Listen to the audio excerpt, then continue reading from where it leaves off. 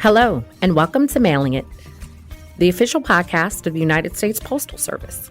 I'm Carla Kirby. And I'm Jonathan Castillo. Carla, for this episode, we're going to talk about a really serious issue for the Postal Service, the shipping of hazardous materials. And I say it's serious because even though this doesn't apply to a lot of the mail in our network, any item that could be flammable or toxic must be handled very carefully. You know, that's right, Jonathan. Whether or not something is considered a hazardous material affects how it can be mailed, or whether it can be mailed at all. And while the Postal Service has rules for shipping these materials, we also have to comply with the rules made by outside parties, like companies that handle our airmail. It's a big topic, and here to take us through it are Jakki Strako and Kelly Abney. Kelly is the Postal Service's Chief Logistics Officer and Executive VP. Jakki is the Postal's Chief Commerce and Business Solutions Officer and Executive VP, and also a returning guest to Mailin It. Welcome, Kelly, and welcome back, Jakki. Thank you. Thanks for having us. I think a good place for us to start is to describe what we're talking about when we say hazardous materials. Most people probably don't think about cell phones or many of the products they use in their homes as hazardous, right? But certain items have to be treated with special care when you're shipping them. What are some of the most common hazardous materials that people try to mail? Well, there are several different classifications of hazardous materials, and examples are, obviously things like explosives, gases, and flammables. But there are 9 categories in total, and some of the most common hazardous items mailed today are paints, aerosols, and cleaners like muriatic acid. Metallic mercury and other devices containing metallic mercury are always prohibited in the mail stream. And this includes things like older thermometers, barometers, and even some old blood pressure monitors. And more recently, devices with lithium batteries have become a real problem. USPS classifies used, damaged, or defective cell phones as hazardous materials due to their batteries. New cell phones do not have this restriction. The lithium batteries are also in many other devices, including motorized scooters, which are also prohibited from the mail stream. Kelly, I know that you had mentioned that mercury is one of these items, and it really has been a problem. I know that over the summer, we issued a press release reminding people that they can't mail things with mercury in them. Tell me, what makes mercury and these other materials so dangerous? Well, if you can visualize one of our processing facilities full of moving conveyors, a mercury spill that gets into that mix and travels across that conveyor can truly shut down a post office for days at a time. And in many cases, it takes weeks to get it cleaned up. Lithium batteries can also catch fire, especially on aircraft. And I think you all understand that, you get questioned every time you get on an airline today, do you have any lithium batteries in your luggage? And it's a real problem. Well, it sounds like the Postal Service has had to change its rules over time because of the nature of what's being mailed has changed so much. How do we stay on top of these changes? That's a great question, Carla, because it's constant vigilance that keeps us on top of our game. And to the earlier point, we have to keep up with, Department of Transportation, other people involved in this so that we're current and we're doing the right things. So for starters, we work really closely with the airlines. And they had flagged for us a year ago that they were becoming concerned about the potentially hazardous situation that lithium batteries can contain. So as Kelly talked about, the airlines implemented their own processes and compliances, whether you're a passenger or if it's like the Postal Service providing what they would call cargo, we had to make sure that we were keeping the airlines safe. batteries were not designed with air safety. And to Kelly's point earlier, what's being shipped has changed over time. So there's a lot more items that are powered by lithium batteries. So it's really important that we updated things. Larger retailers are generally aware of the changing rules, but we have a lot of small businesses that leverage the Postal Service to do their business. So it was a big lift on the overall postal team to make sure, as we were changing our products and our product requirements, that we also reached out and educated our customers, but we also had to educate the American public. I just recently shipped an iWatch to my mother. I accidentally had it in my backpack. It was her watch. I accidentally took it back to Chicago with me, so I needed to send it back to her. So as a consumer, I went on Click and Ship, and the questions prompted me. I knew I was shipping a used watch, if you will, and I knew it was hazardous based on the questions. So it's educating not only the shippers, but the American public who are leveraging our services so we can keep the skies safe. Tell me, why is it so important to have restrictions on what's mailed and how it's mailed? Yeah, that's a great question, Jonathan. I think when I'm talking in live audiences, and I know we're live or in podcast world, but I ask people usually, give me a show of hands. How many of you flew to this meeting today? And, with the way the world is today, there's a lot of air travel. And, a lot of hands go up in the room, and I tell them, do you feel safe getting on a plane? And do you understand about lithium batteries, the fires and things like that? And it's really been an education to get people really to understand why the airlines started asking them that question. So it's been a big awareness, but it's all about keeping that air network safe. When they're packaged properly, when it's brand new, the lithium battery is not in the device, so there's not the risk or as big of a risk. So it's very important that people understand this new requirement that we have in the Postal Service for those used lithium batteries. So, Jakki, most of our customers are probably familiar with the standard questions they're asked when they go to the Postal Service about whether they're mailing hazardous materials. And as we're finding out, some of which today, those questions aren't just window dressing. It sounds like they're the first line of defense against any mail that might pose a danger to the post office or its customers. How much do we rely on self-reporting from our customers to identify these hazardous materials? Well, we depend on them a lot, Carla. Most people, they just don't realize that they're shipping things with hazardous materials in them. And it's been an iterative process of educating the public to make them aware of that. It's important, though, for them to answer those questions honestly so that their packages can be labeled correctly. If mailers aren't honest, it becomes a situation where we don't know what we don't know. It just becomes another brown box for us, and we don't have the right care to make sure that it doesn't get on an airplane. Most violations are people mailing things from person to person or from smaller vendors. Larger vendors, for the most part, are coming into compliance and staying on top of the changes in the shipping rules. Kelly, you mentioned that our customers are basically our first line of defense. I'm wondering, maybe Jakki, you could jump in. How else does the Postal Service make sure hazardous materials are labeled correctly or prevented from entering the mail network altogether? Right. So that was a lot of the product changes and the journey we've been on for the last year and a half. So the very first thing we did is we created a requirement that customers had to physically separate what was hazmat from non-hazmat.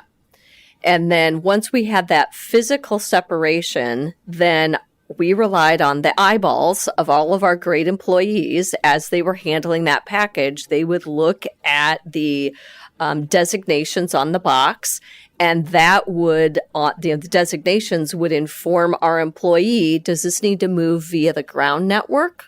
Or does this need to move via the air network? Or sadly, in some cases, we'd get some packages into our network that were not shippable. Like Kelly talked about explosives. You can't ship explosives through the mail.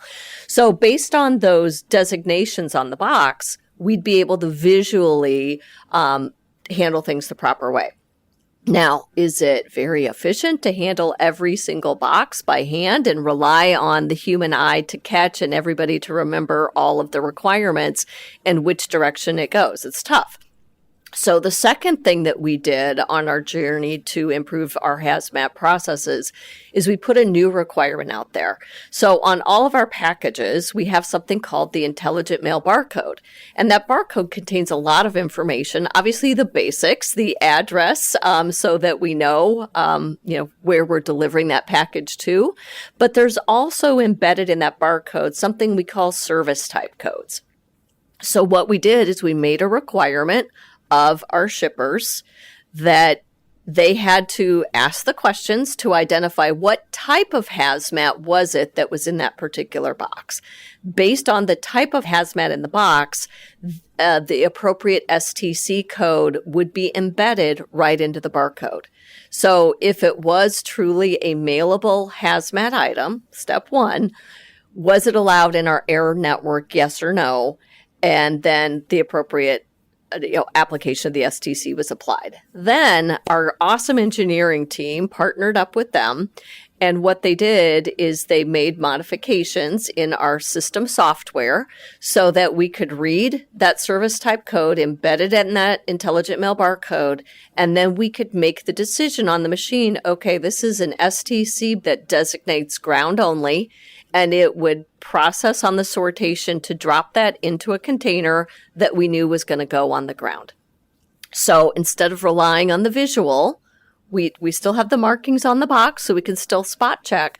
But now we've got that STC code that allows our machines to make the decision instead of relying on, human intervention for every single package. So very exciting. It's been a long journey. So you can imagine the sort logic, not only on our end, but on our shippers' end. So, the bigger shippers have to build into their logic, all the questions or all the information about each SKU so they know if that SKU drops in the box, they need to apply a certain STC code. So a lot of work went on, both on our end as well as our shippers. And then we changed our postal systems that I'll say are customer facing. So, for example, if in my watch that I sent to my mother, I went on Click and Ship. So we changed our process in Click and Ship to ask additional questions. And then based on the answers, we present the right product. Because if it's ground only, we want you using Ground Advantage. And then it produced the appropriate STC code so that we changed our systems as well so we could keep everybody safe. From that service type code, Postal Service software flags something. For example, that it's too dangerous to be sent via an airplane. Instead, we want it sent via Ground Advantage, and that means priority mail is not an option. Since July, when shipping a used, damaged, or defective cell phone, mailers must answer yes when prompted with the question, are you shipping dangerous goods or hazardous material in alignment with Publication 52? Pub 52 is a postal regulation that explains mailing standards for shipping hazardous, restricted, and perishable materials. Mailers select a category of the hazardous material they believe they're shipping, and for used or damaged or defective cell phones, choose Class 9, lithium battery, returns package, used electronic devices containing or packaged with lithium batteries. You note that every functional group at Postal had a hand in rolling out the new protocol in July. It was an all-hands-on-deck situation, and the Postal's success rate in identifying hazardous materials and making sure they are shipped via the correct way is now at 99.8%. And we love that number. We're very proud of the fact that we've been able to make that kind of impact. But as long as I have an opportunity to be on that airplane that represents the 0.2%, I'm going to keep working to make sure that we further close that gap. great point, and hopefully our listeners are taking that to heart. So, Jakki, in mentioning the new service type code requirement, that kicked in right around when we launched Ground Advantage. I'm guessing that wasn't a coincidence. No. We built the Ground Advantage product right on all of the work that Kelly was doing. So Kelly and team have done an awesome job. When we changed the mail service standard, Kelly was able to lay down a full ground network for the Postal Service, which was much needed and an awesome solution. So we were able to create a Ground Advantage product to lay right on top of the mail network and provide the same level of service. So 2 to 5 day service standard for the contiguous U.S., which is awesome. So the ground product, by nature of being on the ground, if it is hazardous, and a customer needs a 2 to 5 day solution, this was the perfect solution. Prior to this, we did have a full ground network that only operated through our NDCs. We only had 21 NDCs, so a network of 21 versus a network of hundreds, very different. So our old Parcel Select Ground product, which is where if people had hazmat, they'd typically put it in that product line, that had a service standard of 2 to 16 days. For a lot of shippers, that's not going to meet the customer promise. And again, with so many things being ordered and shipped that had lithium batteries, it wasn't a winning solution. So with Ground Advantage, when we rolled it out, we knew we had a winner not only for people shipping non-hazmat, but we knew we had a big winner for hazmat as well, because it was this great 2 to 5 day shipping service standard and leveraging the ground network. So affordable, reliable, and a hazmat-friendly shipping solution. And that new strategy is actually part of the Postal Service's Delivering for America 10-year plan to transform and modernize the organization. Were hazardous materials a consideration when this plan was being drawn up a couple years ago? Really, that didn't factor in, but it truly was a great side effect and dramatically lowered our exposure within the air network. We've been moving mail and package volume from the more expensive air transportation network to our redesigned ground transportation network, and currently 95% of our first-class mail and Ground Advantage packages move through our improved, more reliable ground transportation system. Historically, that mix has been between ground and air shipping was closer to 50-50. A real sea change in the way that we move our packages and mail. And when we did launch Ground Advantage, we said if you have a shippable hazardous material that you could leverage our network in a new way. So as I said, it's an exciting new offering that creates one more solution for the Postal Service and our customers. And that definitely ties into Delivering for America. And Delivering for America, part of the strategy is growth. And as Kelly talked about it, a big part of Delivering for America is changing to that cost-effective, more reliable ground transportation network.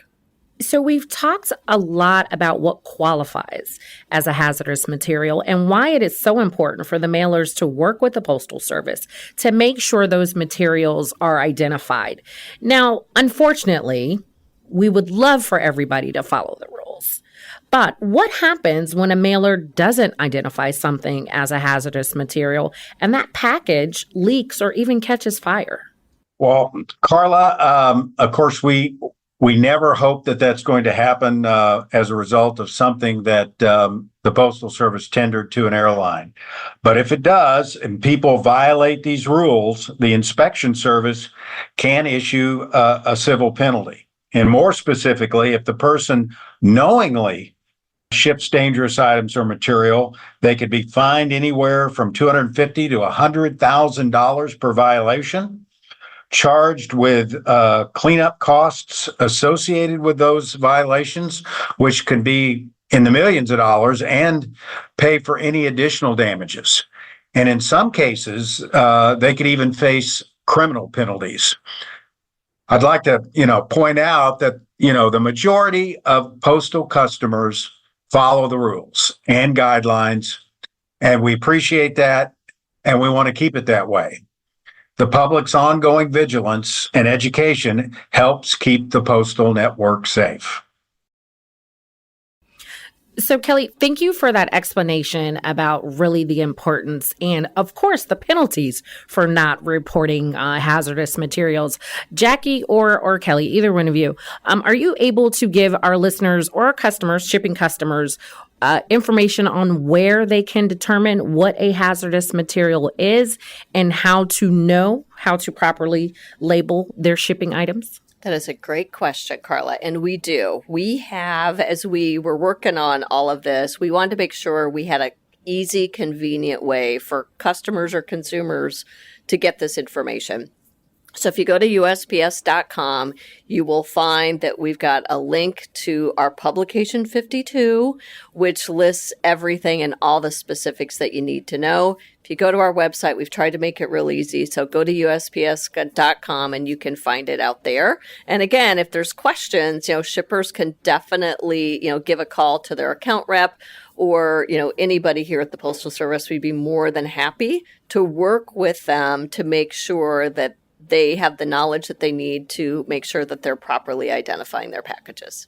And for our individual shippers like yourself sending the watch back, you can also walk into your retail post office, Absolutely, correct? Yes. All of our retail associates, that's been part of this. The number of people that have been trained and retrained in the Postal Service has been huge. So definitely walk into your retail unit. You can have that conversation with the sales associate there, and they can educate you on what can and cannot be shipped. Jakki, Kelly, let me say just thank you so much for speaking with us today about hazardous materials. We learned a lot, and I'm sure that our listeners would appreciate having a much better understanding of shipping hazardous materials with the Postal Service. It was an honor having you both on. Yes, definitely, Jakki and Kelly. We appreciate you bringing all this information for our listeners and definitely reinforcing just the importance of the service type codes and reporting hazardous materials that are entering our mail stream. Thank you for having us. Thank you.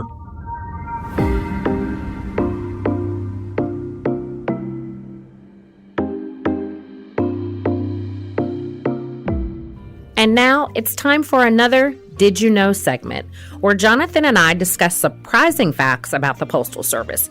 I'll get things started. Jonathan, did you know that the Postal Service has an unofficial motto? Unofficial? How so? Well, as you know, there is no official motto for the Postal Service, but there is popular belief that there is one. It comes from an inscription engraved over the entrance of the New York General Post Office on 8th Avenue, which reads, "Neither snow, nor rain, nor heat, nor gloom of night stays these couriers from the swift completion of their appointed rounds." The inscription was selected by one of the architects that designed the building as a tribute to America's postal workers, which opened to the public on Labor Day in 1914. Fascinating. So, where did this motto come from? So, according to Devin Leonard's book titled After the Motto, Neither Snow Nor Rain, it was inspired by a translation of the Persian Wars books from the Greek historian Herodotus. The architect, who read Greek mythology, modified a quote from one of the books where Herodotus spoke about the messengers that served under King Darius of Persia. The Persians operated a system of mounted postal couriers in what is regarded as one of the most celebrated ancient postal systems, which helped extend the king's power throughout the Middle East and into Asia. Wow, quite an example to live up to. But I think it's fair to say our Postal Service workers fit the bill. My Did You Know involves another historical leader. I love history, so I'm all ears. Did you know that our 32nd U.S. President, Franklin D. Roosevelt, was a devoted collector of stamps and actually sketched numerous ideas for stamp designs? That is so cool. I wonder what drew him to stamps. Well, as a child, FDR looked to stamps for knowledge about the world. It was during the 1930s when the White House released photographs of him working on his stamp collection that others became aware of his love for stamps. And it actually sparked nationwide interest in stamp collecting and clubs as well.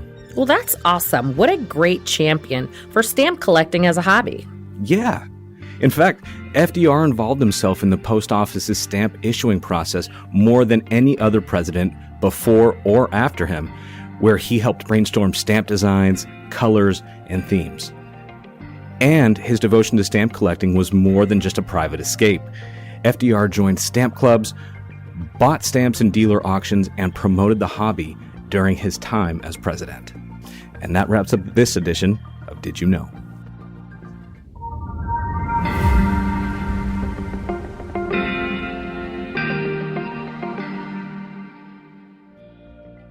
Carla, there was so much great information shared with us today.